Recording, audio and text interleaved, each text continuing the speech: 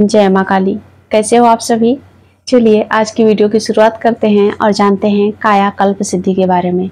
उस सिद्धि का महत्व क्या है, साधना कैसे की जाती है और उसके लिए किन मंत्रों का जाप किया जाता है, ये सब कुछ हम इस वीडियो में जानेंगे। और ये कायाकल्प सिद्धि बहुत ही महत्वपूर्ण, बहुत ही चमत्कारिक और बहुत ही अनोखी सिद्धि है। ये एक तांत्रिक सिद्धि है और ये योग परंपरा में भी इस सिद्धि का उल्लेख मिलता है, तंत्र ग्रंथों में भी इस सिद्धि का उल्लेख मिलता है। और इसी सिद्धि को प्राप्त करके जो हमारे ऋषि मुनि थे, आपने देखा होगा, वो लोग सालों तक जीते हैं, यानी कि 200 साल, 100 साल, 150 साल।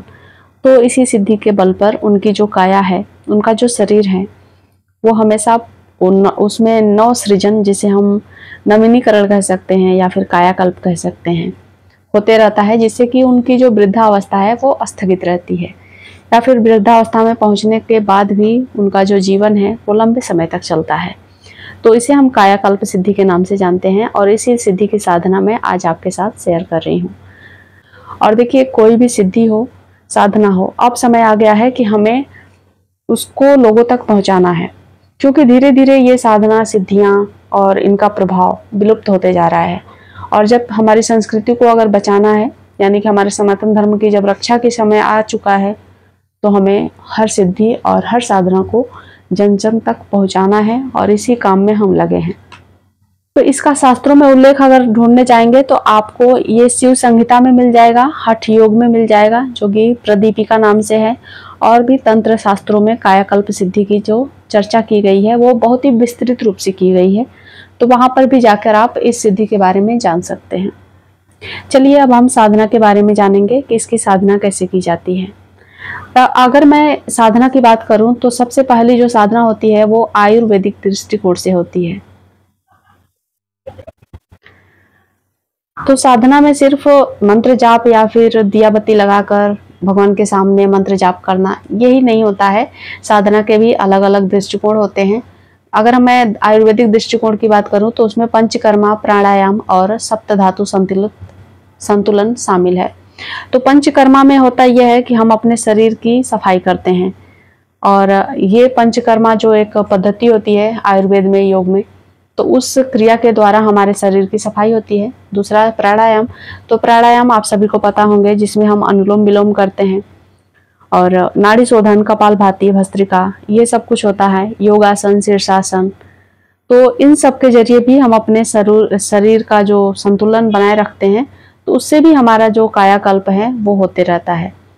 कायाकल्प का क्या मतलब है, हमारे शरीर में बदलाव, हमारे शरीर में स्थिरता, उसको किस तरीके से हम स्वस्थ और सुंदर बनाए रख पाएं, ये सब कुछ होता है। और सप्त धातु संतुलन में आप शरीर को बहुत ही अच्छे से एक संतुलित पोषण दे, आहार दे, जिससे कि हमारा जो रक्त है, मांस है, मज्जा है, भेद है, अस्थि, मज्जा, शुक्र, सब कुछ व्यवस्थित रहे, संतुलित रहे। तो ये सब कुछ आयुर्वेदिक दृष्टिकोण से साधनाएं की जाती हैं। और दूसरी जो साधना होती है वो मंत्र साधना होती है। तो मंत्र साधना में आप मंत्र सिद्धि करते हैं, रुद्राभिषेक करते हैं, हवन करते हैं और कुंडलिनी जागरण करते हैं। कुंडलिनी इसमें मुख्य भूमिका निभाती है। कुंडलिनी जो कि हमारे मूलाधार से सहस्रार तक की शक्ति को जागृत कर शरीर को एक बहुत ही अलौकिक ऊर्जा देती है। हमारे शरीर में एक तेज आ जाता है, जिससे कि हम काफ़ी खूबसूरत दिखते हैं, स्वस्थ दिखते हैं, और हमारे शरीर में एक अलग तेज रहता है, चाहे हमारी उम्र कितनी भी हो चुकी हो। तो कुंडलिनी के लिए तो होता ही है, मतलब किसी भी मंत्र जाप से करें तो आपकी कुंडलिनी ऊपर जाती ही है। लेकिन इस साधना में विशेष तौर से जब हम कायाकल्प की साधना करना शुरू कर देते हैं कि हमें अपने काया को कल्प ही कर देना है, यानी कि हमारा शरीर का पुनर्निर्माण कर देना है, तो उसके लिए इसके विशेष मंत्र होते हैं, जो कि मंत्र मैं आपके साथ शेयर कर देती हूँ। उस मंत्र का आप जाप कर सकते हैं, उसकी साधना कर सकते हैं।